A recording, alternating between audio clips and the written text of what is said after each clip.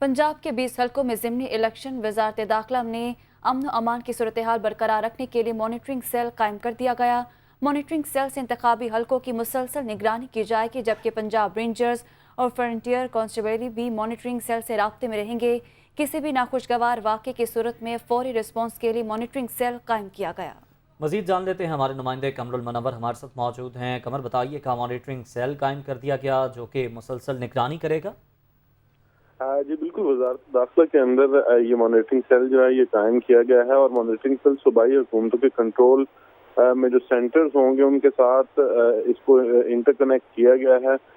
जो खास तौर पर पंजाब के जितने भी हल्के हैं, जो भी सूरत हाल होगी वहाँ पर सीसीटीवी कैमरास जो लगे होंगे उनकी मॉनिटरिंग जो है वो यहाँ पर भी बैठ के की जा सकेगी। और इसमें पंजाब रेंजर और फ्रंटियर कांस्टेबलरी जो हेडक्वार्टर्स है उनके नुमाइंदगान भी जो है वज़ारत दाखिला के अंदर होंगे और वो भी इस मॉनिटरिंग में इसका हिस्सा लेंगे, ताहम किसी भी नाखुशगवार वाक़े से बचने के लिए और अगर कोई ऐसा वाक़या होता है तो फौरी तौर पर रिस्पॉन्स करने के लिए मॉनिटरिंग सेल जो है यहाँ से ही हिदायत जो है वो जारी की जाएंगी।